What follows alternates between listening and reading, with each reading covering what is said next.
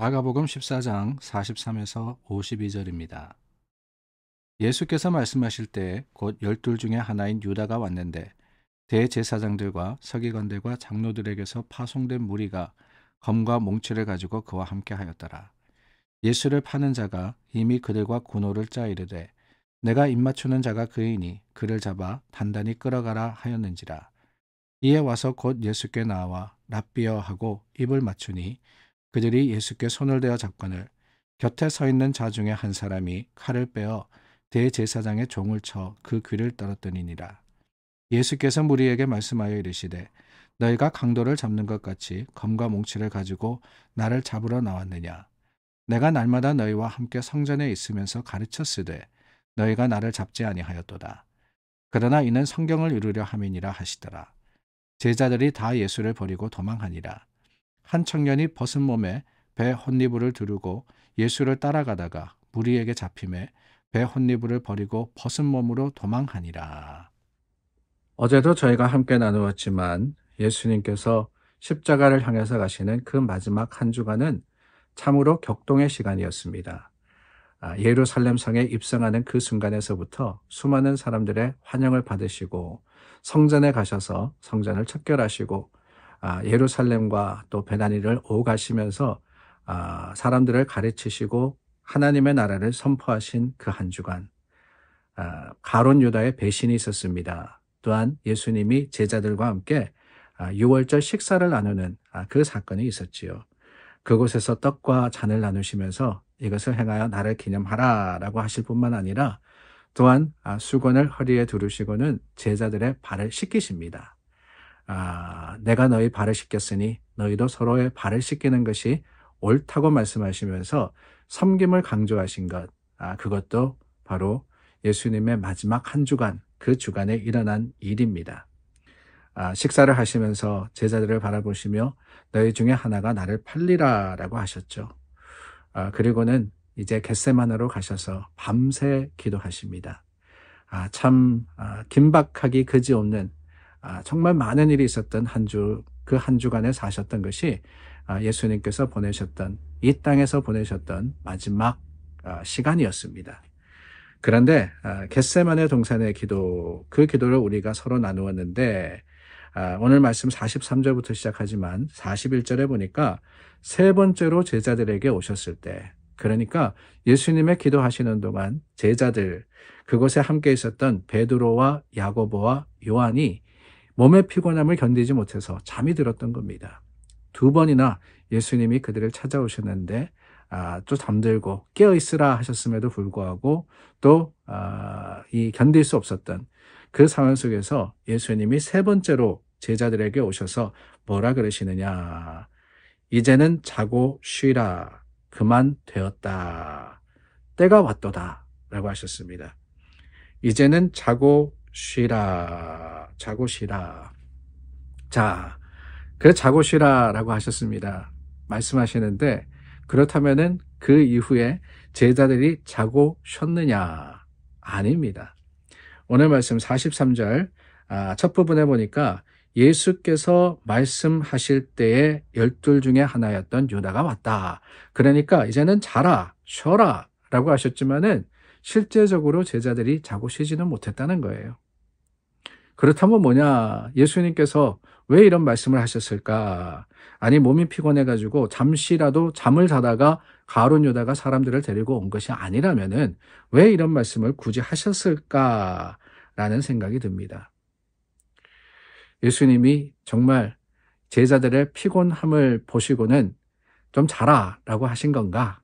아니면은 그만 됐다 그러니까 예수님이 포기하신 걸까? 여러분 어떻게 생각하십니까? 저는 그렇지 않다고 생각합니다. 예수님의 이 말씀은 이제는 다 되었다.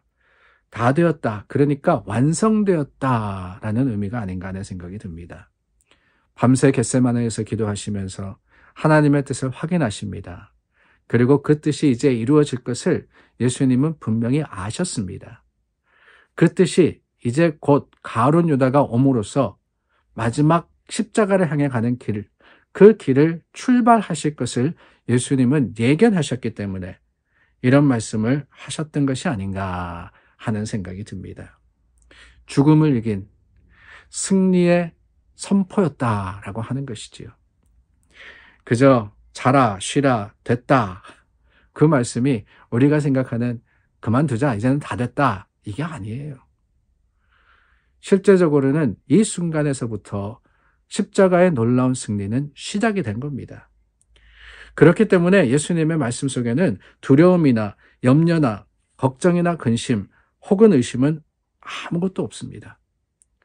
그저 예수님의 거룩하신 그 선포만이 이 말씀 속에 담겨져 있는 것이고, 이제는 그 십자가의 놀라운 은혜가 드러날 때가 되었다는 제자를 향한 그 말씀과 또한 예언이 담겨져 있는 것이지요. 세상의 방법으로 자신을 넘겨주려고 했던 제자들을 그래서 꾸짖으십니다. 예수님을 지키려고 했던 제자를 꾸짖으십니다. 오늘 말씀에 보니까 사람들이 예수님을 잡으려고 할 때 곁에 서 있는 자 중에 한 사람이 칼을 빼서 제사장의 종의 귀를 떨어뜨렸다라고 되어 있죠. 47절 말씀입니다. 제자들의 칼을 통해서 또한 그들의 힘을 통해 가지고 예수님을 지키려고 했던 겁니다. 아니, 그 소란 가운데 예수님이 도망가실 수도 있었어요. 근데 예수님이 뭐라 그러느냐? 그것을 말리시고는 오히려 사람들의 끌려감을 당하시고 쫓아가십니다. 왜 그러셨을까? 그때 제자들이 다 도망가고 예수님만이 끌려가시는데 다른 게 아니에요. 그게 바로 하나님의 뜻이기 때문에. 하나님의 뜻이 완성되었다고 예수님은 오늘 말씀과 또한 행동을 통해서 우리에게 보여주십니다. 그렇습니다. 하나님의 뜻이 무언지를 아는 사람은 염려하지 않습니다. 우리가 어떤 길을 갈 때, 무엇을 할 때 걱정되고 근심될 때가 많죠. 이게 과연 맞는 것일까? 이렇게 해야 되는 걸까? 하지 말아야 되는 걸까? 라는 여러 생각을 하는데 여러분 한번 생각해 보시기를 바랍니다. 그게 분명히 하나님의 뜻이면 우리가 확신한다면 어떨 수 있겠어요? 걱정, 근심, 염려가 아닙니다. 믿음의 담대함으로써 하나님이 이루실 것을 우리가 의지하고 주님을 따라갈 수 있지 않겠습니까? 저는 지금 상황에 예수님의 마음이 바로 그러지 않았을까 하는 생각이 드는 거예요. 밤새 기도하시면서 하나님의 뜻을 구합니다. 그 뜻이 분명해졌습니다. 그렇기 때문에 어떤 방해가 있더라도 어떤 걸림돌이 있더라도 예수님은 개의치 않으십니다. 십자가를 향해서 이제는 직진하시는 거예요. 직진. 하나님의 뜻을 향해서 바로 가는 겁니다. 저와 여러분들은 어떻습니까? 우리가 하나님께 기도하고 신앙생활하면서 하나님 말씀을 통해서 찾고 구하는 것이 무엇입니까? 그게 바로 하나님의 뜻이 아닐까요? 하나님의 뜻을 안다면은 세상을 두려워할 필요가 없어지는 겁니다. 하나님의 그 분명한 계획을 확신한다면은 염려도 걱정도 필요 없습니다. 주님만을 바라고 주님을 따라가면 되니까요. 사랑하는 여러분, 오늘 저와 여러분 그런 믿음의 담대함을 가지기를 원합니다. 주님 주시는 용기가 우리 삶의 간증이 되고 고백이 되는 오늘 화요일 아침이 될 수 있기를 간절히 소망합니다. 기도하겠습니다. 참 좋으신 하나님, 하나님의 뜻이 있기에 그 길을 용기를 가지고 갑니다. 세상에 여러 가지 어려움들과 또한 여러 가지 변수가 있다 할지라도 우리는 주님의 그 거룩하심을 쫓아 믿음의 담대한 발걸음을 옮깁니다. 우리 가는 길을 지켜주시고 그 발걸음을 강하게 하여 주시옵소서. 예수님 이름으로 기도드립니다. 아멘. 우리 함께 기도하며 하나님의 뜻을 구하는 오늘 하루가 될 수 있기를 바랍니다.